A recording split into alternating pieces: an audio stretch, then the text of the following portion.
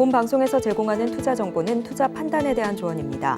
방송에서 제공하는 주식의 가치, 가격 상승 및 하락에 대해서는 방송사에서 보장하지 않습니다. 안녕하세요. 오늘장 내일장의 권민정입니다. 어제 미국 증시는 5거래일 만에 반등에 성공을 하는 모습을 보였는데요. 오늘자 우리나라 증시도 장 초반에는 훈풍을 이어받아서 코스피와 코스닥 모두 빨간불을 켰습니다. 하지만 이내 좀 불안정한 시장 상황이 연출되고 있는데요. 현재는 코스피 다시 하락세로 전환이 되면서 약보합세를 보이고 있고 코스닥은 외국인이 눈치를 보면서 순매도로 전환해 하락폭을 키워가면서 강보합 상태까지 상승폭을 좀 반납하는 모습 나타나고 있습니다. 역시나 아직도 이어지고 있는 이 인플레이션에 대한 우려, 또 금리 인상에 대한 여파가 남아있는 것으로 풀이가 되는데요. 최근 또 중국 시장이 힘들어지면서 또 중국 투자자들의 투심이 위축되었었는데 이 코로나로 인한 여파로 중화권 증시 또한 부진한 모습을 보이면서 국내 증시 영향을 받은 것으로 풀이가 됩니다. 오늘자 강세 테마 살펴보면 이 중국의 코로나19 감염자 폭증에 따른 의료 지원 확충 소식 속에 코로나19 관련주, 원격 진료주들이 상승세에 나타나고 있습니다. 또한 또 한국의 영화와 드라마가 중국의 OTT 서비스에 잇따라 개봉이 되는 등 한한령에 대한 기대가 커져가면서 영상 콘텐츠 좋은 흐름 보여주고 있는 상황입니다. 불안정한 시장 상황이지만 위기가 곧 기회라는 말이 있듯이 기회를 포착할 수 있는 투자 전략에 대해서 꼼꼼하게 살펴보도록 하겠습니다. 저희 방송 유튜브를 통해서도 시청하실 수 있는데요. 유튜브 서울경제TV라고 검색을 해주시면 실시간 방송 시청 가능하시니까요. 많은 관심 부탁드리겠습니다. 본 방송에서 제공해드리는 정보는 투자 판단을 위한 조언일 뿐 해당 주식의 가치와 수익률을 보장해드리진 않습니다. 그리고 서울경제TV와 서울경제신문은 당사의 브랜드입니다. 최근 이 당사를 사칭한 피해가 늘고 있어서 시청자 여러분들의 각별한 주의 부탁드리겠습니다. 12월 21일 수요일입니다. 오늘장 내일장 본격적으로 출발합니다.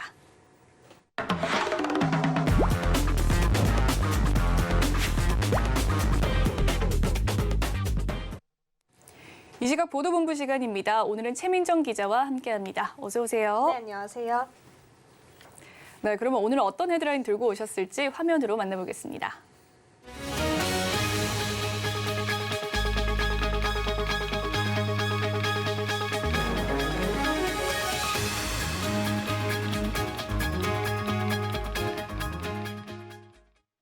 네, 고금리로 인해서 기업 자금의 경색도 심각한 상황입니다. 이 돈을 확보하기 위해서 올해 3분기 30대 그룹의 계열사 간의 채무 보증이 크게 증가를 했다라고 하는데요. 자세하게 짚어봐 주시죠. 네, 그렇습니다. 오늘 기업데이터연구소 CEO 스코어가 공정거래위원회 지정 국내 대기업 집단 상위 30개 그룹 중 계열사 간 채무 보증 현황을 공시한 기업을 대상으로 조사한 결과 올해 9월 말 이들 기업의 계열사 간 채무 보증 금액은 약 88조 원으로 집계됐습니다. 이는 지난해 말보다 20.7% 늘어난 수준인데요. 또 2020년 말과 비교했을 때는 무려 50% 넘게 증가한 겁니다. 매년 15조 원 이상 증가하고 있는 추세를 보이는데요. 고금리 영향에 기업들의 자금 경색이 심화되며 계열사 간의 채무 보증도 꾸준히 증가하고 있는 것으로 풀이됩니다.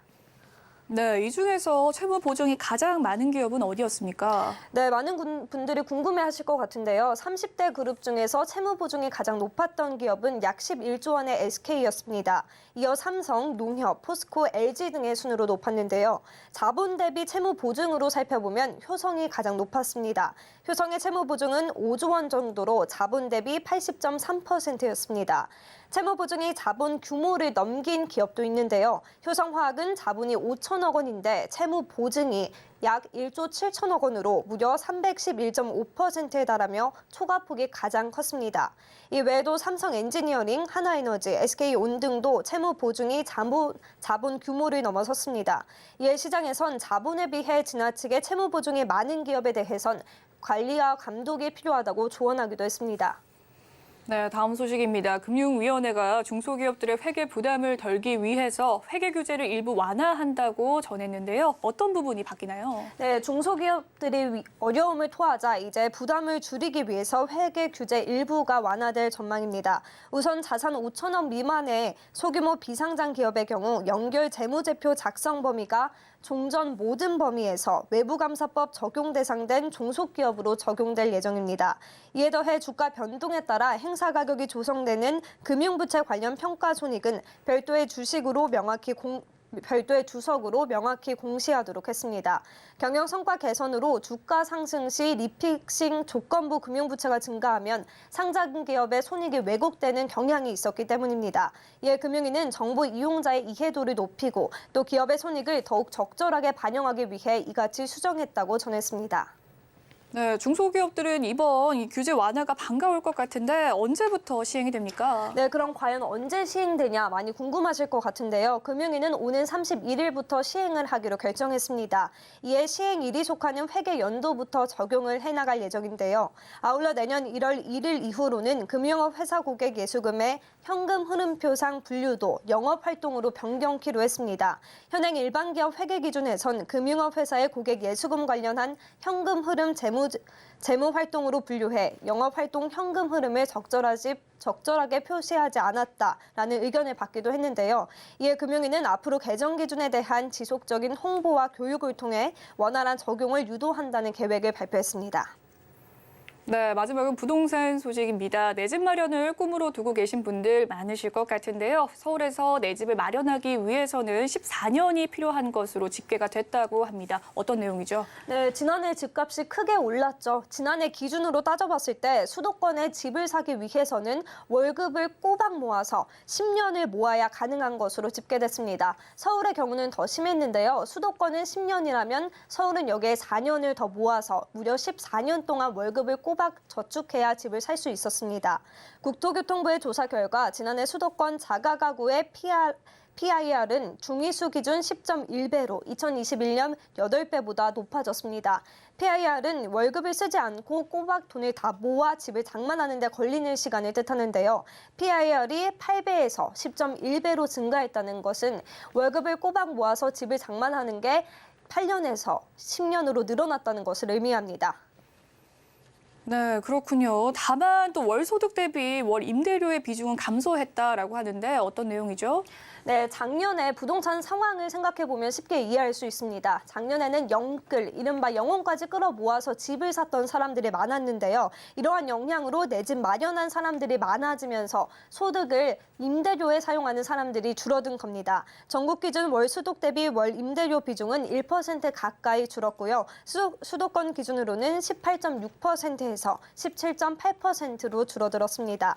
다만 시장에선 2021년과 달리 올해는 고금리로 인해 집값이 하락했고 또 내 집 마련한 기간 하락했기 때문에 내 집 마련하는 기간이 이전에는 비해 짧아질 것이라고 보고 있고요. 월 소득 대비 월 임대료 비중은 늘어날 가능성이 크다고 보고 있습니다.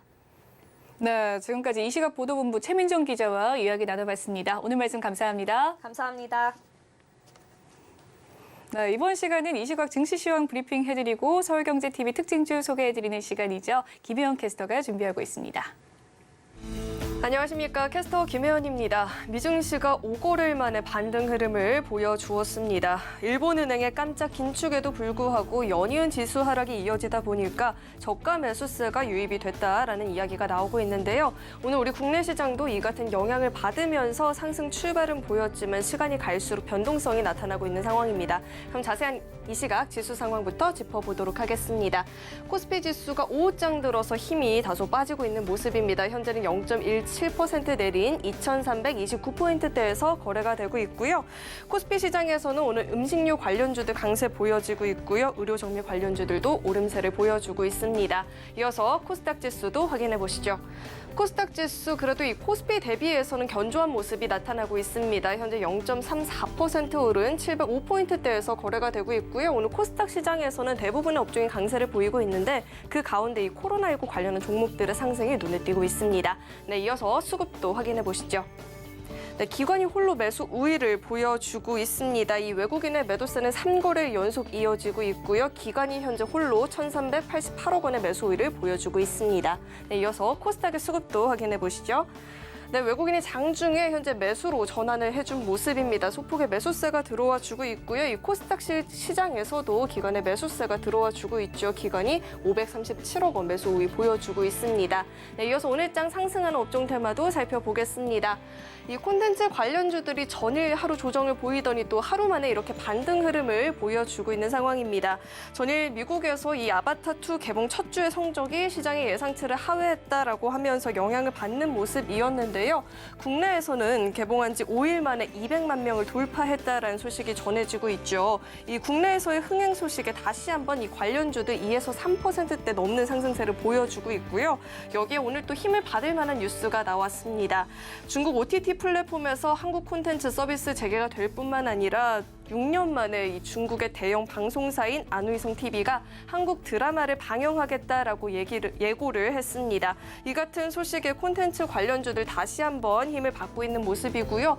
방영뿐만 아니라 향후 이 중국에서의 판권 판매 그리고 기타 IP 관련 상품 판매로 인한 추가적인 수익도 기대해 볼 수 있다라면서 긍정적인 전망들 나와주고 있습니다. 버킷 스튜디오가 7% 넘는 강세 보여주고 있고요. 스튜디오 산타클로스는 현재 상한가 턱 밑까지 올라세워준 모습입니다. 이어서 하락하는 업종 테마도 살펴보겠습니다. 오늘 2차 전지 관련주들이 쉬어가고 있는 모습입니다. 이 12월 들어서 이 2차 전지 관련주들의 하락세가 나타나고 있는 상황인데요. 올해 금리 인상 때문에 내년 경기 둔화에 대한 가능성이 커지게 되면서 이 시장 전반에 전기차 수요 부진할 것이라는 우려감이 커졌다라고 합니다. 더불어서 연말을 맞이해서 일회성 비용이 상승한 것도 부담을 줬다라는 분석들이 나오고 있습니다. 전일 기준 이 KRX 2차 전지 K뉴딜 지수가 12월 들어서 13% 넘게 하락을 한 것으로 나타났었죠. 이는 한국 거래소에서 집계하는 테마 중에서 가장 낮은 수익률인데요. 실제로 글로벌 1위 전기차 기업인 이 테슬라도 이달 들어서 23% 넘는 급락을 보이기도 했습니다. 최대 시장인 중국에서의 수요가 예상치를 못 미치게 되면서 급락을 보이게 됐는데 이렇게 단기적인 전망이 부정적으로 점쳐지게 되면서 관련주들 쉬어가는 모습입니다. LG 에너지 솔루션이 2%대 하락세 보여지고 있고요. 후성도 2%대, 한농화성은 현재 6% 넘는 하락세를 보이고 있습니다. 네, 이어서 증시 탑10 확인해 보겠습니다. 양쯔메모리 테크놀로지가 미국 제재 대상에서 포함이 되면서 삼성전자와 SK하이닉스의 반사 이익이 기대가 된다라고 하죠. 다만 주가는 두 종목 모두 하락세를 보이고 있는 상황입니다. 또 네이버페이와 카카오페이 등의 서비스 독주를 막기 위해서 오픈페이 출격한다라는 소식이 전해지고 있고요. 이어서 서울경제가 뽑은 특징주도 확인해 보시죠. 포스코 인터내셔널이 업황 둔화에도 불구하고 4분기 호실적 전망이 되면서 오늘장 힘을 받고 있는 모습입니다. OSP가 펫푸드 전문 회사인 바오아오 코리아 인수했다는 소식에 급등세 보여주고 있고요. 이 하이드로 리튬은 상한가 이후에도 연이은 상승세를 보여주고 있죠. 수산화 리튬 국산화 소식에 계속해서 힘을 받고 있는 모습입니다. 그럼 먼저 삼성전자부터 자세히 살펴보도록 하겠습니다. 네, 골드만삭스가 삼성전자의 올해 4분기 영업이익을 5조 원대로 전망을 했습니다. 기존 대비해서 25.6% 하향 조정을 한 거고요. 작년 동기 대비해서는 58%나 감소한 수치라고 합니다. 이 같은 전망에 오늘장 영향을 받으면서 약세 보여지고 있고요. 현재 58,100원에서 거래되고 있습니다. 이어서 한미약품 살펴보도록 하겠습니다. 최근 중국에서 이 감기약 수요가 급증을 하게 되면서 한미 약품에 대한 긍정적인 리포트들이 나오고 있습니다. 감기약 수요 급증으로 인해서 북경 한미 약품의 이탄징, 이안핑의 매출이 성장세를 보이고 있다라는 이야기 나오고 있고요. 현재 4% 넘는 오름세를 보여주고 있습니다. 네, 마지막으로 제주은행 살펴보도록 하겠습니다. 제주은행이 인터넷 은행 전환에 대한 이야기가 나오게 되면서 4거래일 연속 강세를 보이고 있습니다. 다만 제주은행이 이에 사실 무근이라고 입장을 밝혔지만 강세는 유지가 되고 있는 모습이고요. 현재도 3% 가까운 오름세를 보여주고 있습니다. 네, 지금까지 증시 탑10 확인해봤습니다.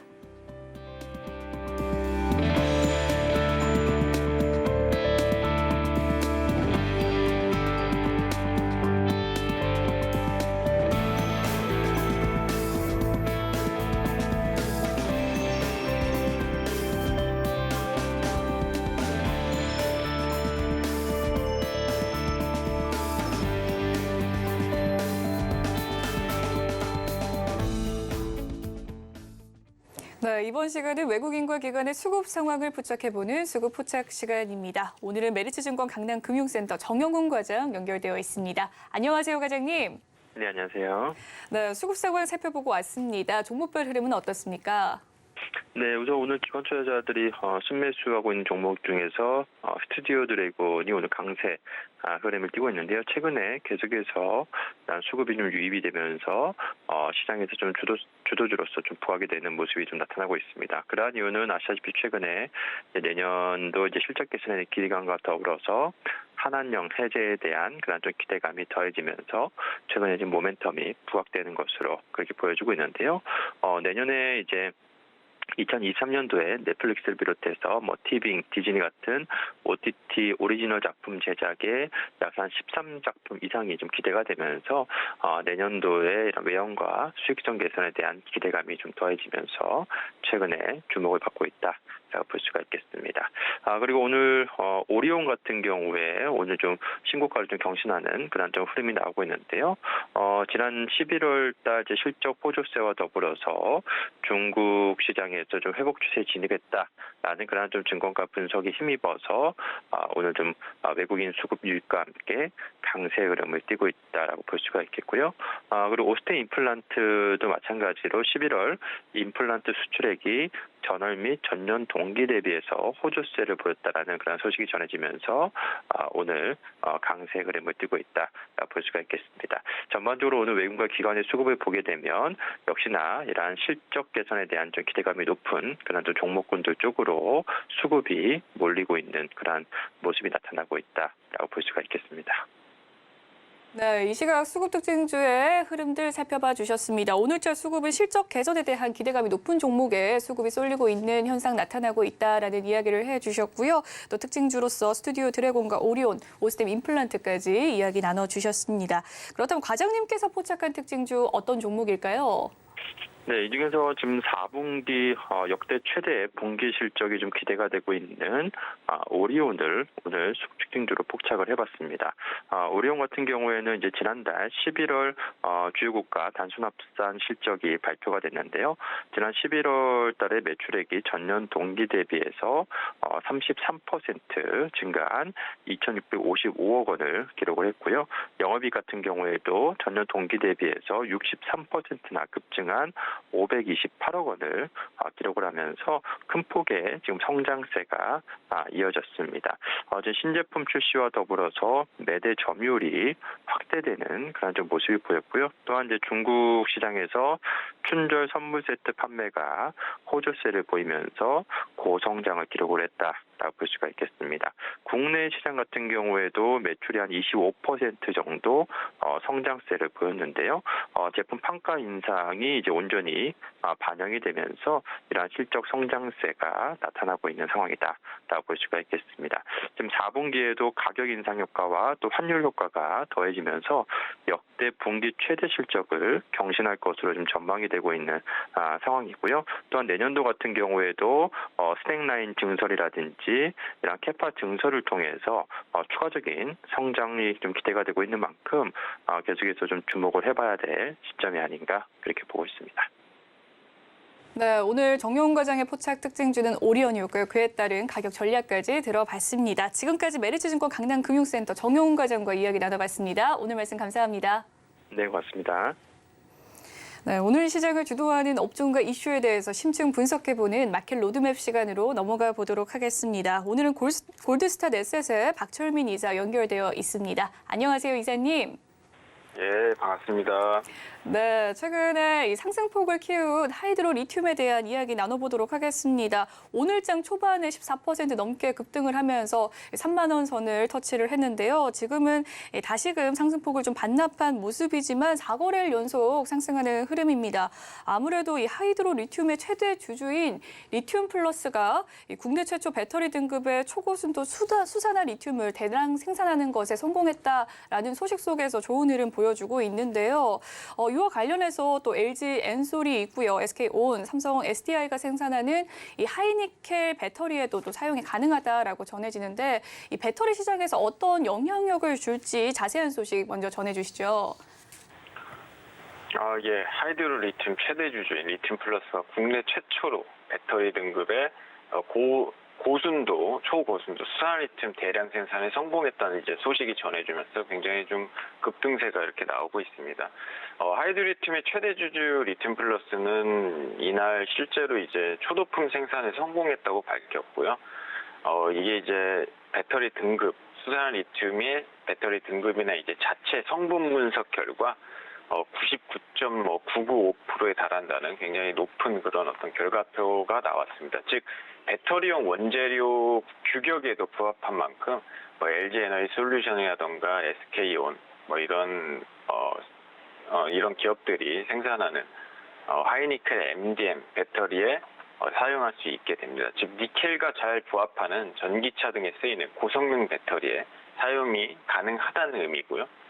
또 현재 배터리업계의 가장 큰 고심이 미국 인플레이션 감축법, 즉 IRA 때문에 미국의 그런 보조금 및 공급 관련해서 좀 배제될 수 있다는 리스크가 있었는데 이게 결국 중국을 견제하는 것이잖아요. 근데 앞으로 이런 현재 거의 80%가 넘는 어떤 수입 비중인 중국에서의 수입 비중인 리튬 수입을 줄이고 대부분 국산화로 주달한다면은 향후 한국 배터리 업계나 또 완성차 업계에 굉장히 큰 호재가 될 수도 있고 또 원가 절감 등으로 수익성 개선에도 큰 기대를 해볼 만할 수 있는 만큼 굉장히 좋은 이슈라고 이렇게 볼 수 있겠습니다. 네, 수산화 리튬이 국산화에 성공했다라는 소식 속에서 수산화 리튬 관련주들 오늘장까지 상승세 흐름 나타나고 있는데요. 그에 따른 배터리 시장 영향에 대해서 살펴봤습니다. 또한 수산화 리튬 국산화 소식 속에서 하이드로 리튬과 또 어반 리튬이 함께 주목을 받았었는데요. 오늘도 신규 접근 가능한 구간이라고 보시는지 최근의 주가 흐름 살펴봐 주시죠. 예. 하이드로 리튬, 어반 리튬, 국내 주식 시장에도 최근 굉장히 동반 강세인데요. 일단은 보면은 리튬 생산을 위한 그 원료 투입이 나선 가운데, 리튬 플러스가 이제 원료 투입에 실제 나선 가운데, 수산화 리튬 가격 안정세가 좀 될 거다 이렇게 부각되면서 투자 심리가 굉장히 좀 개선된 것으로 보여집니다.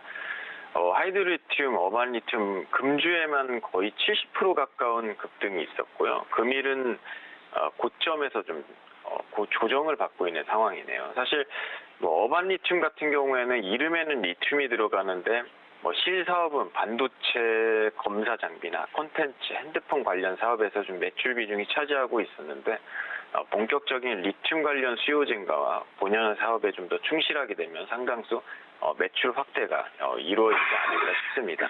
그러니까 하이드로 리튬의 경우 수산 리튬 국산화 개발 이슈가 있는 만큼 이 재료 자체는 굉장히 좋다 보여지고요. 현재 단기적 급등에 따른 고점 저항에 좀 부딪혀 있는 상황입니다. 좀 더 조정 구간에 들어간다면은 추가적 수익도 가능하다 보고 있고요. 어반 리튬도 마찬가지라 이렇게 볼 수 있겠습니다. 다만 아직까지 정확한 매출 구조로 이루어졌기보다는 현재 미래의 성장성에 대한 좀 과한 투자 수요가 몰린 부분이 있기 때문에 현 시점에서는 좀 단기적으로 보는 게 좋다고 이렇게 생각이 들고요. 그래도 중장기적으로도 물론 이제 비전은 굉장히 좋습니다. 일단 워낙 급등한 시점이기 때문에 추가적 재료나 이슈가 있을 때까지는 좀 중장기적 밸류는 향후에 판단해 보는 것이 필요하기 때문에 좀 지금은 단기적으로만 접근하는 것이 좀 좋다 이렇게 좀 말씀드리도록 하겠습니다. 네, 하이드로 리튬과 또 어반 리튬에 대한 신규 매수 접근 유효할지에 대한 이야기 살펴봐 주셨습니다. 추가적인 수익은 기대되긴 하지만 지금 단기적으로 고쳐온 상태이기 때문에 단기적인 관점에서 눌림목 매수 권유를 해 주셨습니다. 다만 또 배터리 핵심 광물 리튬과 또 수산화 리튬의 가격은 다소 좀 다른 추세를 보이고 있습니다. 치솟던 리튬 가격의 하락에도 불구하고 또 배터리용 수산화 리튬 가격은 여전하게 우상향하고 있는 추세인데요. 최근 고공행진을 이어가는 리튬 관련주, 또 원자재 가격의 변동성을 좀 주시하면서 다소 보수적인 접근이 필요하다는 이야기일까요? 최근 배터리 핵심 광물인 리튬 가격이 중국 내 공업용 탄산 리튬 중심으로 좀 하락 추세를 보이고는 있습니다.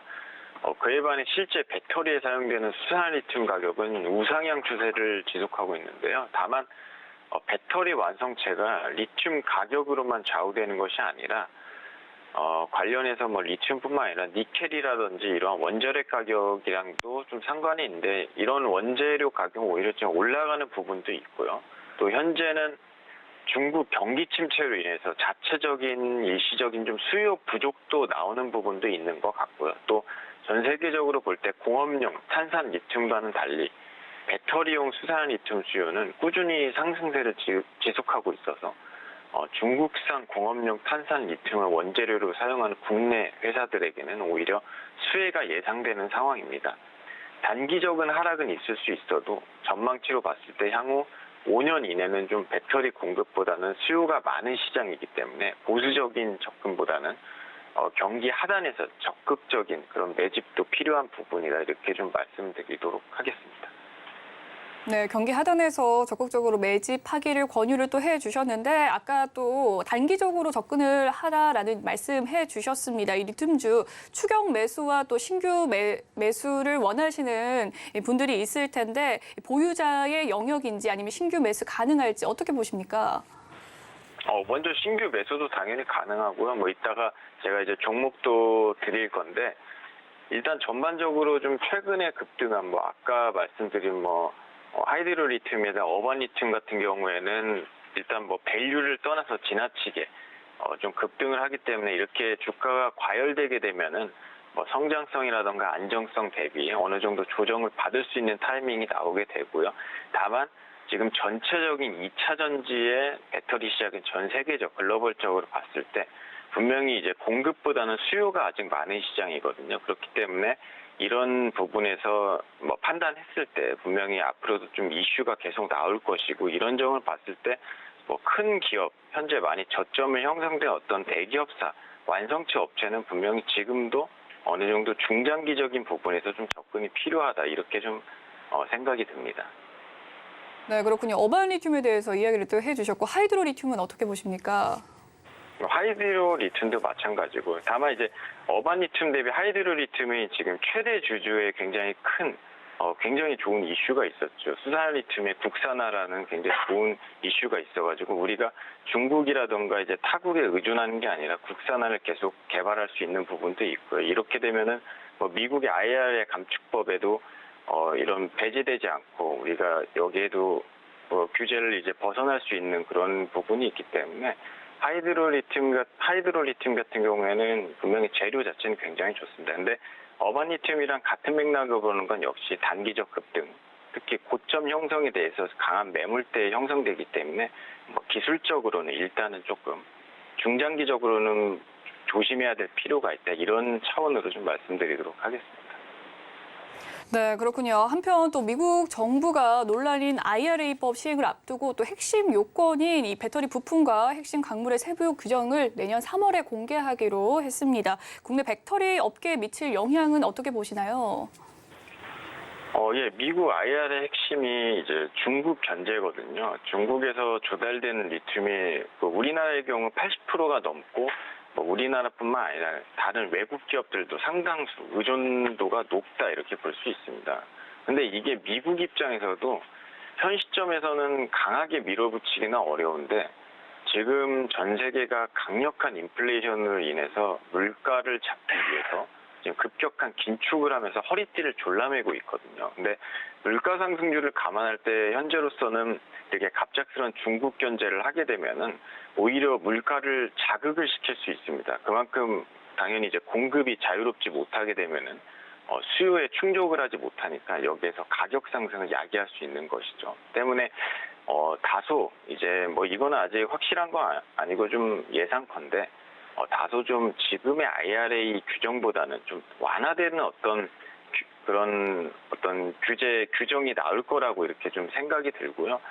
그런 완화된 규정이 나오면 지금 리튬 등 배터리가 우리나라 같은 경우에는 중국 의존도가 굉장히 높기 때문에 미국 시장에 벌써 지금 배터리 공장이라던가 이런 게 투자도 진행되고 있고 또 중국에 굉장히 아직까지는 중국의 의존도가 높은 국내 기업 입장에서는 당연히 큰 부담을 덜고 호재로 작용될 수 있을 거라 봅니다. 근데 이게 뭐 확실하게 제가 미국 정부의 그런 어떤 IRA에 대한 상세한 규정을 예측은 할 수 없지만 지금 미국의 어떤 전체적인 경제의 초점은 결국 물가를 잡는 데 맞춰져 있기 때문에 이 IRA도 물가에 대한 어떤 자극을 주지 않게 해서 일부 조정이 있지 않을까, 분명히 좀 이런 관점으로 이렇게 좀 예상되는 부분을 말씀을 드렸고, 그리고 제가 말씀드린 그 예상되는 부분이 적중을 한다면 당연히 국내 배터리 업계는 뭐 어떤 중기적으로 봤을 때도 굉장히 좀 부담을 덜고 이렇게 호재로 작용될 수 있겠다, 이렇게 좀 설명을 드리도록 하겠습니다. 네, 이 IRA 법의 핵심인 중국 견제인 만큼 또 갑작스러운 중국 경제로 인해서 물가가 좀 자극될 수 있다라는 이야기를 해주셨고요. 이 법의 완화로 인해서 좀 호재가 될 수 있다라는 말씀해 주셨습니다. 2차 전지 성장세가 리튬 관련주들의 또 상승을 견인하고 있습니다. 이 리튬 관련주 접근 시에 유의할 점과 추가 상승을 기대해 볼 만한 종목들 있다면 어떤 종목이 있을지 탑픽 종목 꼽아주시죠. 예. 리튬 배터리 관련 공급 대비 수요는 어느 정도 보장되어 있죠. 다만 뭐 여러 가지 리스크라기보다는 굉장히 좀 유의점이 있는데, 일단 리튬 광산 개발에 있어서 굉장히 많은 시간이 소요됩니다. 물론 이제 리튬 개발에 있어서 뭐 광산하는 방법이 있고 또 이제 그 염호에서 뽑아내는 그런 방법이 있는데, 아직까지는 이제 광산 쪽에서 개발하는 그 공급이 굉장히 더 많다 볼 수 있죠. 그게 5년 이상 장기간 소요된다는 점, 그리고 수요 대비 국내 기업들이 공급을 제대로 할 수 있을지가 관건인데, 뭐 물론 최근 카자흐스탄이라든가 독일, 칠레 등과의 계속적 협약을 하고 있는 만큼 뭐 추가적인 리튬 매장 및 공급이 가능한 나라와 얼마나 협약을 하느냐, 이게 좀 관건이라 볼 수 있습니다. 그리고 계속적인 국산화 굉장히 중요하겠죠. 뭐 글로벌 정세나 원재료 가격 급등락에 따른 그런 리스크를 줄일 수 있으니까요. 또 기술 개발로 인한 뭐 고체형 배터리라든지 아직은 초기 단계인 선박 배터리 등 뭐 미래에도 얼마나 투자하고 수요에 대비하느냐가 중장기적으로도 좀 중요한 부분이라 이렇게 생각이 됩니다. 대표적인 추가 상승 기대 종목은 조금 중장기적으로 볼만한 기업은 에코프로라 이렇게 생각이 되고요. 아까 제가 단기적이냐 장기적으로 봐냐, 이게 여기서 좀 갈리는 부분인데, 에코프로는 대표적인 뭐 리튬이온 전지와 생산 장비를 공급하는 기업입니다. 그 양극재 개발 1순위 기업인 만큼 사실상 배터리 완성차에 있어서 뭐 소부장 기업의 가장 핵심 기업이라고 볼 수 있고요. 또 배터리 국산화에 대한 수혜와 더불어 꾸준한 매출 안정화, 성장성 모두 다 기대되는 기업이라 볼 수 있습니다. 뭐 테슬라라든지 국내 대기업사와도 여러 공급 루트가 확보되어 있고요. 현재 전체적인 지수 하락으로 인한 어느 정도 조정 구간에서 좀 담아간다면 중장기적으로도 안정적인 수익 볼 수 있는 기업이 이게 탑픽 종목으로 선정해봤습니다. 네, 지금까지 골드스타트 에셋의 박철민 이사와 함께 리튬주에 대한 투자 전략 들어봤습니다. 오늘 말씀 감사합니다. 예, 감사합니다.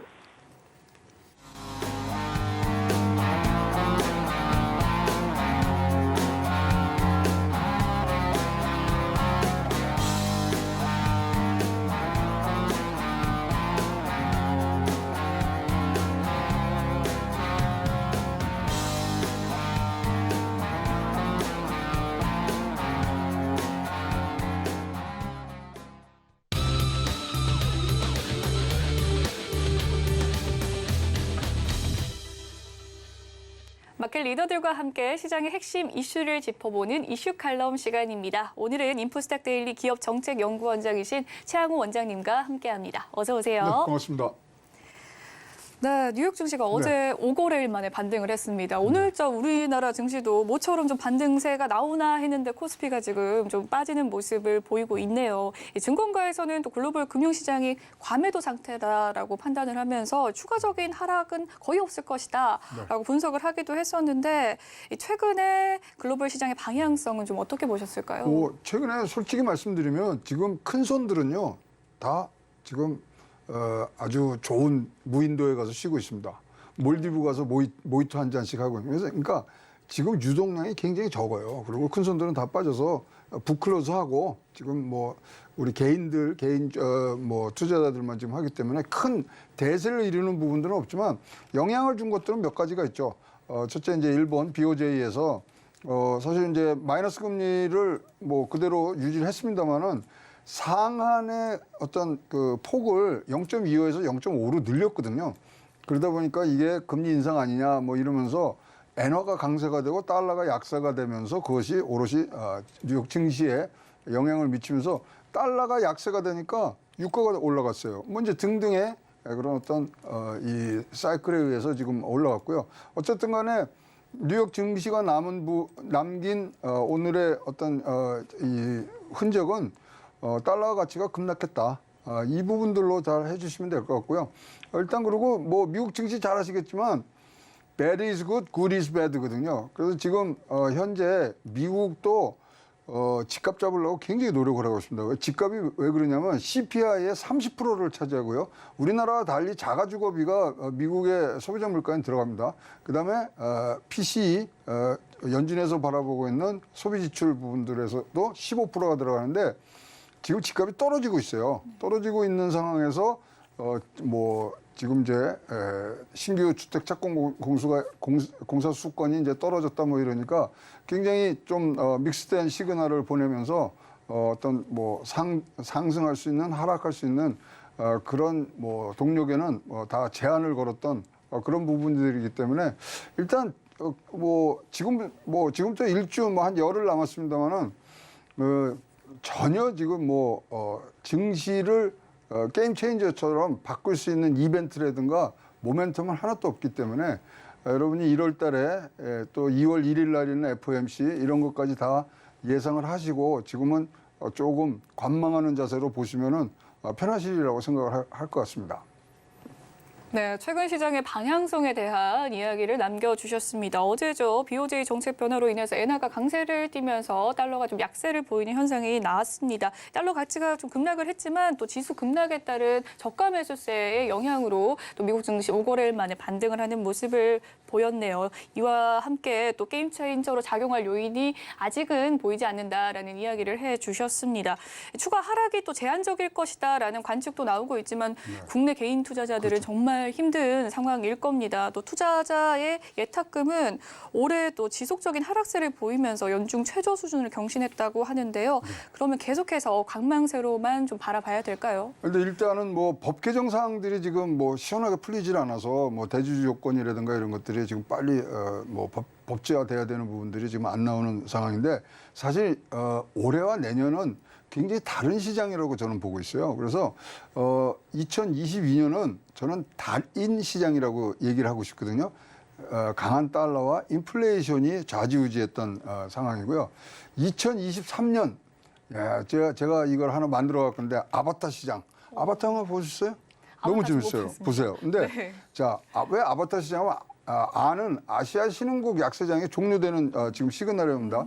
아시아 신흥국 약세장이 지금 589일이 가장 장기였는데 지금 650일째 지금 가고 있기 때문에 이렇게 뭐 다리 차면 기울듯이 올라갈 수밖에 지금 없는 상황이고요.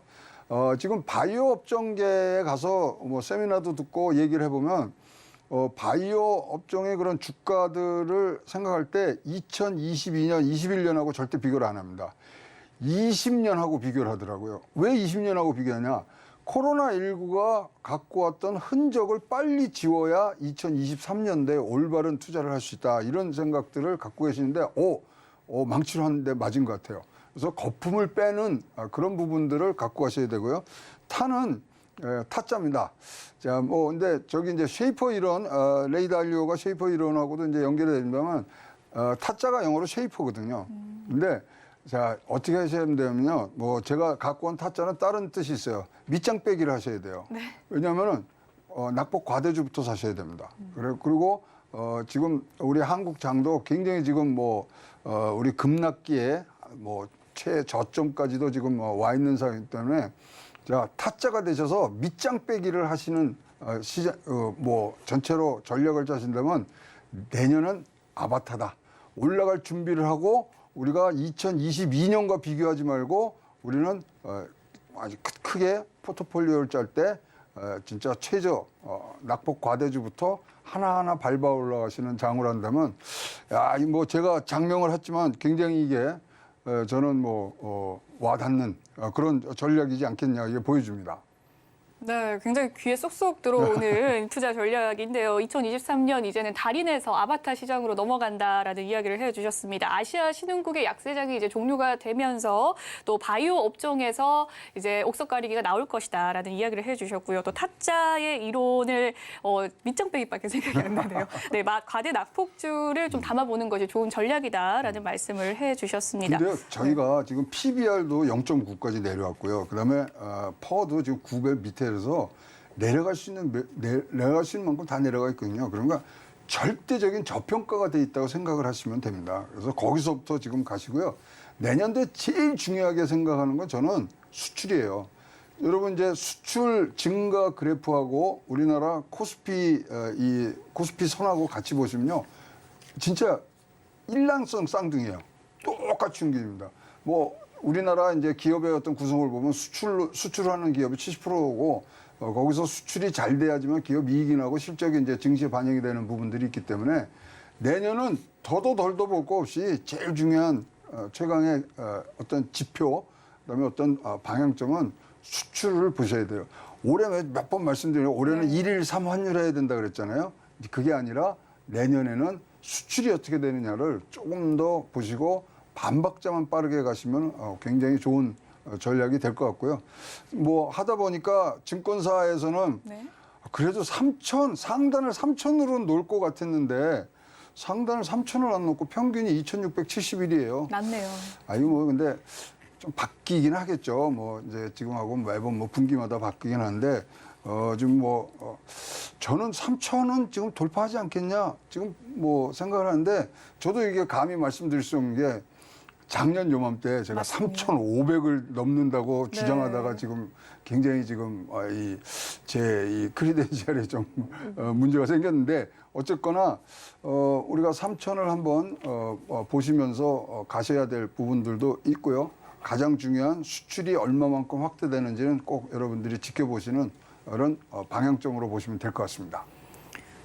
그렇군요. 또 최강의 게임 체인저는 수출 확대로 보시라라는 이야기를 해주셨습니다. 수출 지표에 좀 눈여겨보시는 것이 좋은 전략이다 싶겠고요. 또 내년에 예상 밴드를 또 코스피 상단을 3,000을 예상을 해주셨습니다. 네, 그런가 하면 또 간밤에 발표된 미국의 이 주택시장 지수가 10년 만에 최저치를 기록하는 등 또 내년에 미국 경제 침체의 경고음이 조금 더 확대되고 있는 상황 나타나고 있는데요. 다만 이 침체 규모나 시기에 대해서는 좀 엇갈리는 반응들이 있고요. 또 경기 침체 판단의 바로미터로 무엇을 좀 주목을 해야 될지 내년 상반기의 글로벌 증시 상황에서는 올해보다 조금 일단은 악화될 수 있다라고 봐야 될까요? 지금 진짜 50대 50으로 딱 갈렸어요. 그리고 지금 월가에서 내린 결론은 침체이나 우려할 정도가 하는 침체다. 이렇게 지금 나오고 있거든요. 지금 뭐 주택시장도 말씀하셨지만 그 높이 올라가던 산호세 지역의 주택가격도 1.2%가 지금 내려오고 있어요. 자, 미국이 뭐 bad is good이고 good is bad로 이제 바꾸는데 이렇게 주택 임대료 이런 것들도 내려오면 좋잖아요. 근데 걱정이 되는 게 지금 이런 아까 말씀드린 대로 자가주거비는 미국의 이제 CPI나 PC에 많이 이제 반영이 되다 보니까 이게 실질적으로 언제 반영이 되냐면요. 내년 3월 달에 이 전체 소비자 물가 또는 인플레이션 지수에 이제 반영이 돼요. 그러면 인플레이션을 잡은 듯하게 나올 거 아니에요. 그러면 제롬 파월은 어떻게 했어요? 대놓고 금리를 올릴 거다 이거예요. 그래서 그러니까 한 번 꺾고 두 번 꺾고 지금 시장에서 해석을 하기 때문에 좋게 나오는데도 지금 안 나오는 시장이 시큰둥한 부분들이 있는데요.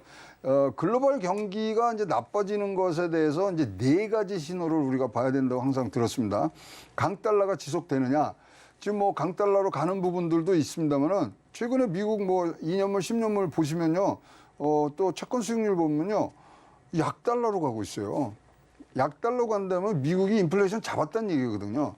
그래서 이 부분은 뭐 우리가 걱정하는 그런 침체의 영향에 지금 좀 벗어나는 부분들이 있고요. 미국의 소비가 둔화된다 그랬잖아요. 에? 이건 또 뭐 이번 블랙 프라이데이에 역사상 처음으로 매출을 90억 달러를 했어요.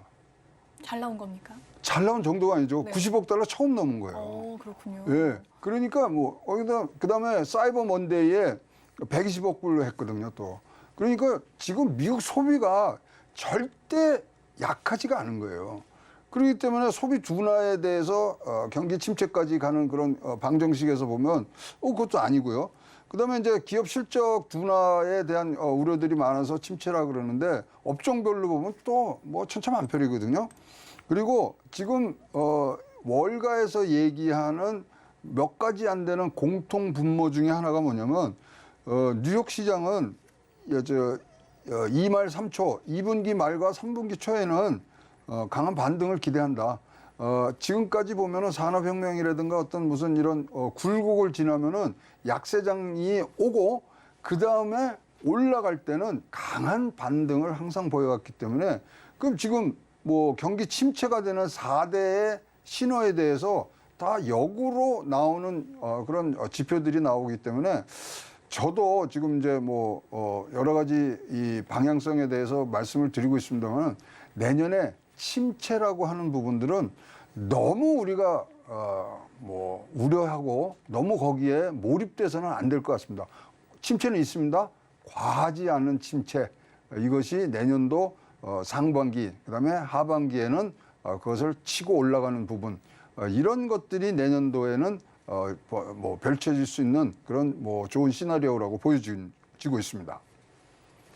네, 일단은 경기 침체에 대해서 좀 역지표가 나오고 있는 상황이기 때문에 경기 침체에 대한 우려 너무 깊이 있게 또 할 필요는 없겠다라는 생각이 듭니다.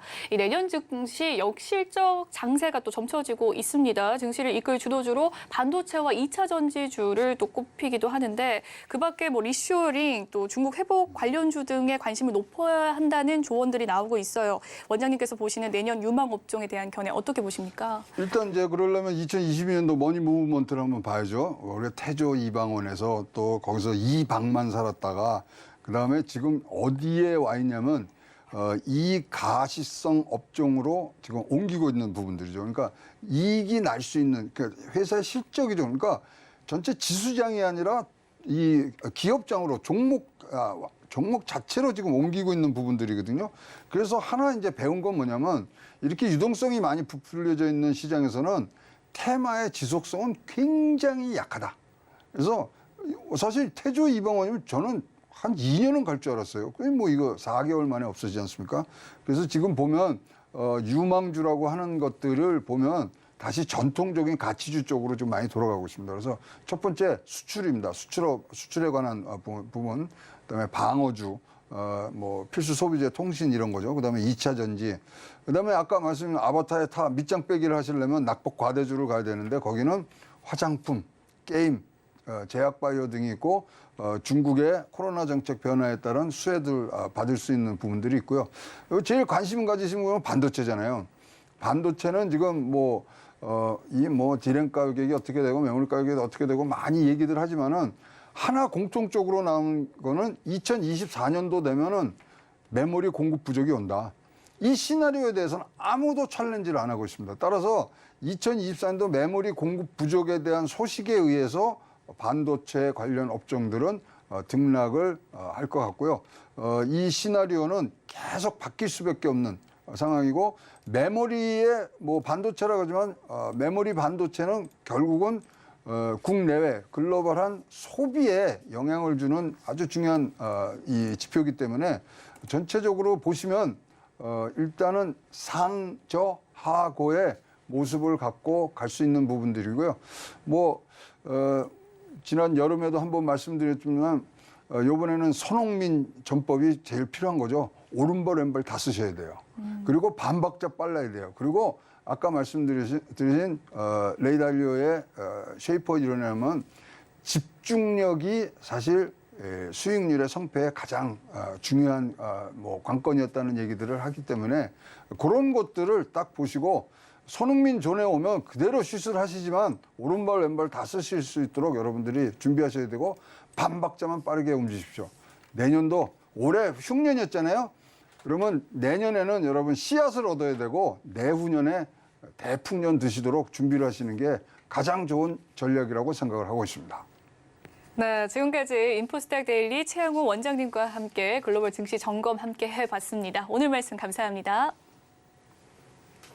본 방송에서 제공해드리는 정보는 투자 판단을 위한 조언일 뿐 해당 주식의 가치와 수익률을 보장해드리진 않습니다. 그리고 서울경제TV와 서울경제신문은 당사의 브랜드입니다.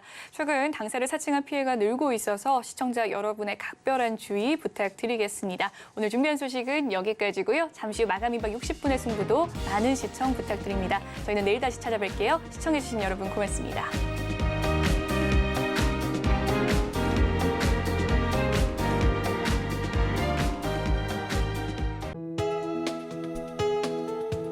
본 방송에서 제공하는 투자 정보는 투자 판단에 대한 조언입니다.